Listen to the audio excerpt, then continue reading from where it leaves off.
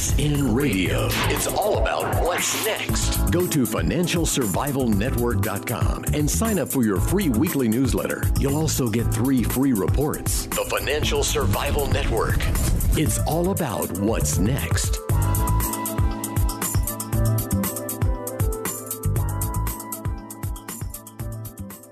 And welcome. You are listening to the Financial Survival Network. It's Kerry, Lutz here. So, Boardwalk Empire, as you know, the show took place the actual show was filmed in, I believe, the Brooklyn Navy Yard, but it depicted the Atlantic City of yesteryear during Prohibition. The composite character, portrayed by Steve Buscemi, was Nucky Thompson, the boss of Atlantic City. Prohibition made the city, but the city was ahead of Las Vegas. It was Las Vegas before there was Las Vegas Convention. Prohibition didn't really apply to Atlantic City. Rum running, everything was good in Atlantic City. The city went into a tailspin after the 60s. Nobody wanted to go there. It was a wretched place because they legalized casino gambling to try to bring it all back. Now there's a wave of bankruptcies going on. And we've got with us Kelsey Butler. She is a senior reporter for bankruptcy at The Deal Pipeline. You can find them at thedeal.com. Kelsey, welcome to the show. Thanks so much, Kerry. Hey, so I didn't mean to go into the whole chronology and the history of Atlantic City, but it really is a storied city. It's an island that is in southern New Jersey, Atlantic County seat. If you've ever been there, beaches, really great beaches, right? It's got a lot going for it. Yes, definitely. There's a lot to do there. It's really well known for its boardwalk, which is, people I've talked to have called it one of the most iconic sites in the world. And the beaches and obviously the casinos are a big draw. Right. And before the last mayor, I think the last 4 mayors ended their less than illustrious careers by going off to jail for various corruption charges. A lot of the promise of casino gambling, the tax revenues never really made it to the people, to the everyday life of Atlantic City, did it? Right. So, the city has a lot of issues, and I think especially when you go off of the tourist attractions, you can kind of see that a lot of things have fallen into disrepair. There has definitely been a slide in new construction for the actual residents that live there, and, a big part of that is because of the fact that there isn't a lot of business there besides gaming. And I think that that's created a real problem for the city's residents. Right. So then we had the crash of 08-09. A new casino was built, I believe the Borgata. We had kind of musical chair ownership with the existing casinos where Trump owned it, then it went to hedge funds. Other casinos kind of got handed off to other owners. The crash really took its toll. And then we had legalization of casinos in Pennsylvania, in Maryland, and in other states. And that just was the death knell for Atlantic City, wasn't it? 100%. You mentioned the fact that gaming was opened up in other northeastern states. The fact that people in Pennsylvania, New York, and Connecticut don't have to get in their cars and drive 3 hours to go to Atlantic City anymore really hurt the city. They had a huge monopoly on gaming for 30 years. It was the only place really in the Northeast that you could go to gamble for many years. And now that isn't the case, it has really, really shown a big slide in revenue. Yeah, and I guess the state caught flat-footed because, look, I guess Foxwoods, Mohegan Sun, been there for better than 20 years.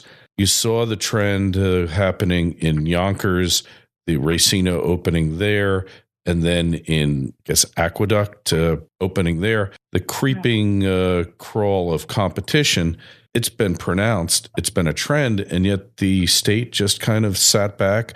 The companies sat back and just said, they'll still come here. We have a nice beach, basically, right? Certainly. I think the sources that I've spoken to really said that a lot of the casinos in Atlantic City really rested on their laurels. They put off, really important capital improvements that they needed to make to their locations. They weren't really revamping the look and the feel of their casinos, and they were kind of trying to do what worked in 78 today, and that's not going to work when there's a lot more competition. Online gaming has been legalized. People can have a lot more options, and they're not just going to go to what they always went to if there's not some type of new attraction. And then there's another factor that really doesn't get talked about much, but regulation of the gaming industry in Atlantic City, far stricter, far worse than virtually any state in the country. Up until recently, every hotel, even if it was owned by the same company, whether it was Trump, Caesars Palace, whatever the company, MGM, didn't matter. Each entity got treated separately. They couldn't have joint purchasing. All these departments had to be run autonomously, highly inefficient method of doing it, greatly diminished profits. And it's really an inefficient place to run casinos, right? 100%. I spoke to someone who was once involved with the Casino Reinvestment Development Authority, and he said New Jersey is one of the most expensive places to run a gaming business. So, the state and the city hasn't made it super easy for casinos to thrive there. And then there's also a huge tax issue for the casinos. The way taxes are structured at this moment, the casinos are taxed on their property value, which obviously in the past few years has declined. So casinos are arguing that they're being taxed at these really high rates when that doesn't really reflect the current value of the property. That, and then we look at Pennsylvania, taxes much lower. They've really held out an open hand, an inviting hand to the gaming industry. You saw in Bethlehem, in many formerly depressed cities, they just rolled out the red carpet and been wildly successful there, just like with fracking. 100%. I definitely think that, people they want to go to what's convenient. So if you live in the Bethlehem area, you're not going to go so far for something that's brand new and shiny and isn't the same old thing you've been experiencing in AC. Another thing is gamblers like variety of games. You go into any casino in Atlantic City and you want to play blackjack, and you can play 6 or 8 deck blackjack dealt from a shoe, and that's it. You don't have any variety in that city as far as the type of games that you play. You go to Las Vegas and there's 100 different variations. You want to introduce a new game in Atlantic City, you've got to get regulatory approval. It's just a nightmare to try to innovate in that city. 100%. And I mean, that's something that has definitely come up. One bill that is currently being proposed right now is allowing boutique hotels to have games, because for people that aren't serious gamblers, they perhaps are not going to hop on a bus and take a 4-hour trip to Atlantic City to play slots or blackjack or what have you. But perhaps if they're already down there for a bachelorette party or a birthday, they might want to spend half an hour playing some games. So that'll be interesting if they kind of start to cater to people that are less serious gamblers. And the other thing, of course, is that the only establishments that can get a gaming license in Atlantic City are mega casinos, resort-type casinos. Why not allow for smaller casinos like you have in, say, like downtown Las Vegas, smaller standalone casinos? The state has totally missed out on this. Make it a kind of Las Vegas of the East Coast, instead of having to go into these big casinos all over the place, by attracting more people interested in varieties of gaming. Maybe they'd increase the total market as well, but they're captives to the large gaming corporations. Oh, 100%. And I think that you mentioned make it more kind of like the Las Vegas of the East. There are a lot of ways that they can do that. And, one major factor that is obviously never going to change is the weather. Las Vegas, you can go to a pool in the winter. At Atlantic City, you can't really do that. But they can definitely knock down some of the parking structures, make it more walkable, make it more convenient for people that don't have cars to get there, and kind of increase the overall walkability and resort feel that Las Vegas has that Atlantic City right now doesn't really have. Yeah, there's a real value issue there. We used to have the jokes about the blue hairs going on the bus ride down there, and just it became a cliche. But they've really kind of blown their monopoly. I guess that's what happens to all monopolists, right? They're fat, dumb, and happy, and then all of a sudden competition comes in, and I look at Atlantic City as kind of the Microsoft of the gaming industry. 100%. I think that people were just kind of very comfortable with the status quo, and probably in the last year, 2 years have really woken up that the way things were always done is not going to continue to cut it. So I think that there is definitely a sense of fresh ideas that are being kind of looked at now.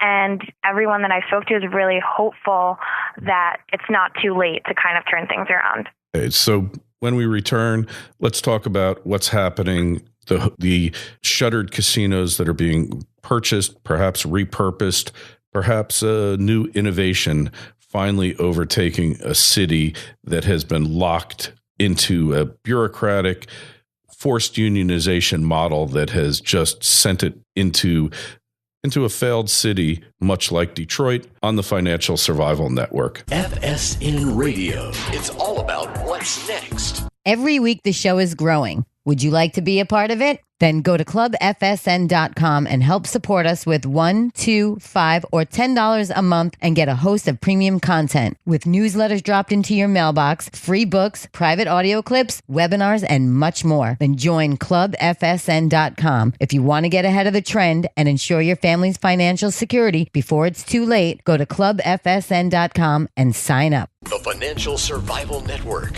It's all about what's next.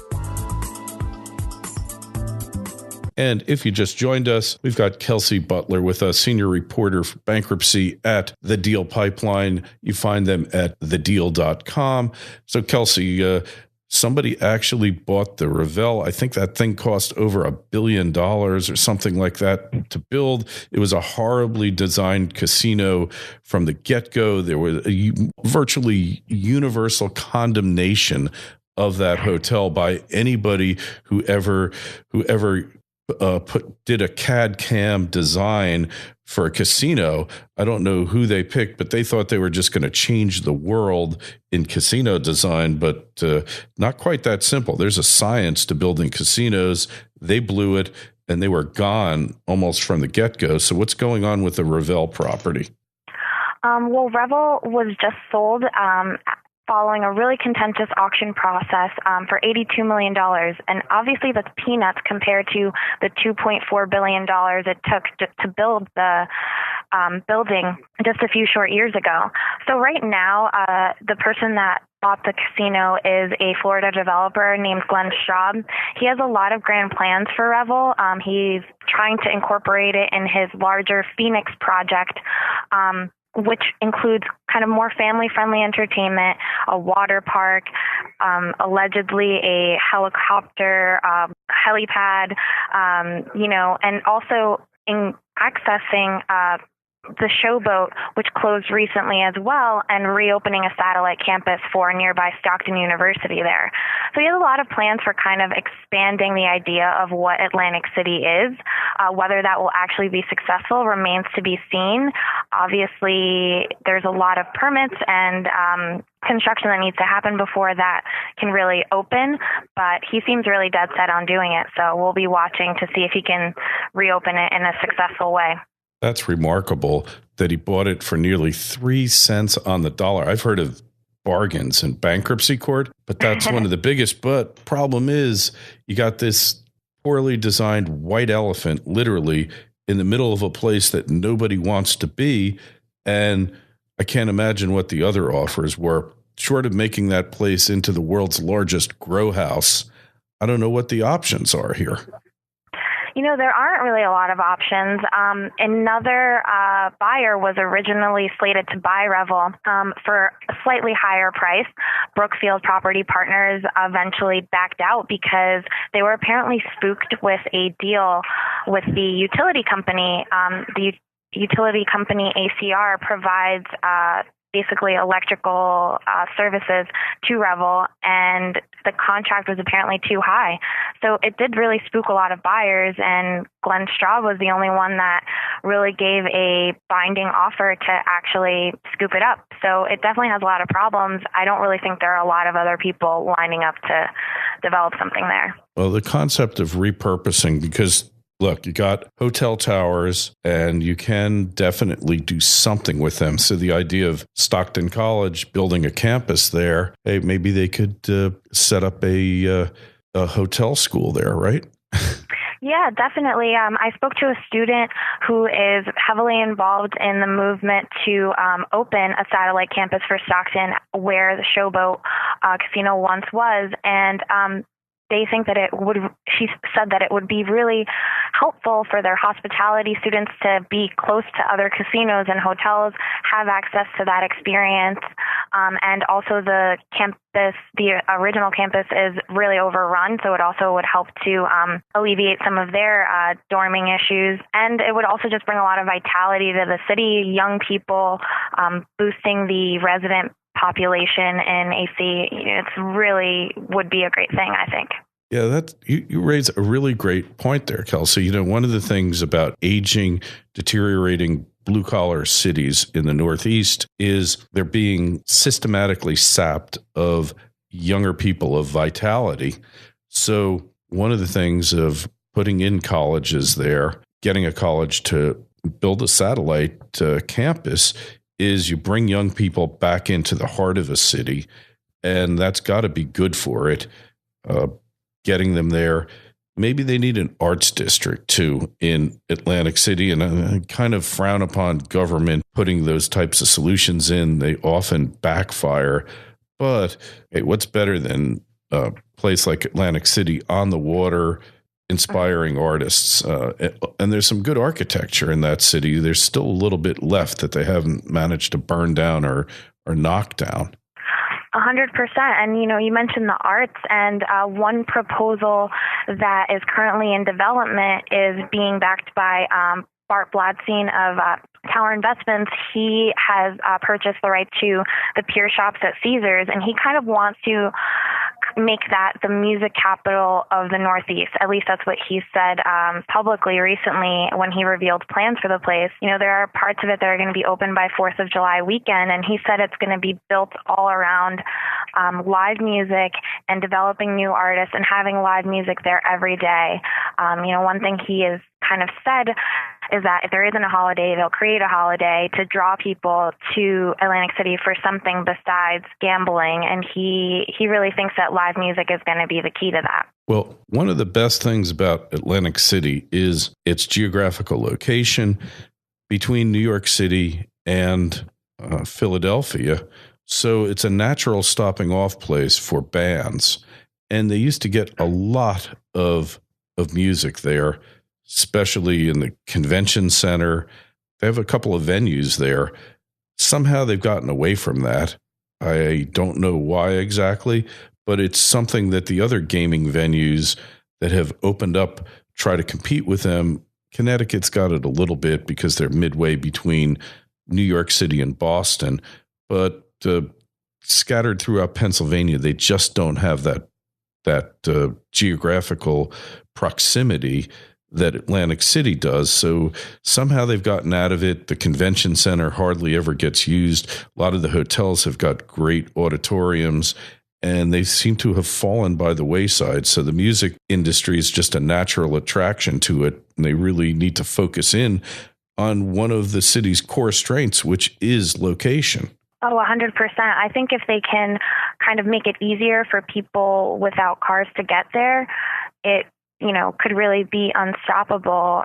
One person I interviewed recently said, they're only a tank of gas away from a quarter of the U.S. population. So really, it's a great great meeting point for conventions, for bands, for, just friends wanting to meet in a central location if they're coming from both the north and the south. Yeah, exactly. Good restaurants. And yeah, you just drive right there. You got plenty of hotel rooms, stay the night because you don't necessarily want to go home after a concert. And you got entertainment there. So why not do it? Just seems to me that they're missing out. And they've got the numbers on those people that go for the concerts, how much they stay and gamble. And it's just the revenue from a concert, comping those tickets to the heavy users, the high gamblers, just makes complete sense. So are there any other developments we haven't covered in the city that seem somewhat promising? Well, I think that overall things are looking up for the city. When we look at figures for from the division of gaming, the slide in gaming revenue hasn't been huge. It's been 5% from 2014 compared to the year prior. So it's still a $2.7 billion industry. We are seeing a huge grouping of retail shops that are opening up. A major outdoor sporting goods store is opening there this week. And like I said, they're breaking ground on live music venues. So I think Atlantic City could very possibly turn things around, and definitely something at the deal that we'll be watching closely, and it's exciting to see. Yeah, they just got to get the costs under control, make it attractive for these conventions, get these unions towing the line. The unions got to make sacrifices as well because, look, it's their home. They need to invest. And hey, Kelsey, it's been a pleasure having you on. Just tell us where we find you, how we connect with you on the internet. Sure.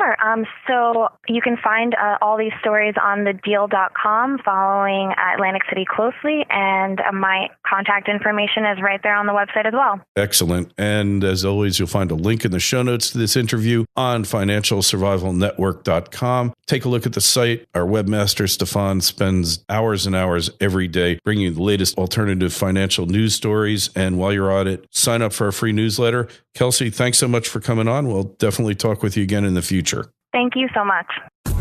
FSN Radio. It's all about what's next. Go to financialsurvivalnetwork.com and sign up for your free weekly newsletter. You'll also get 3 free reports. The Financial Survival Network.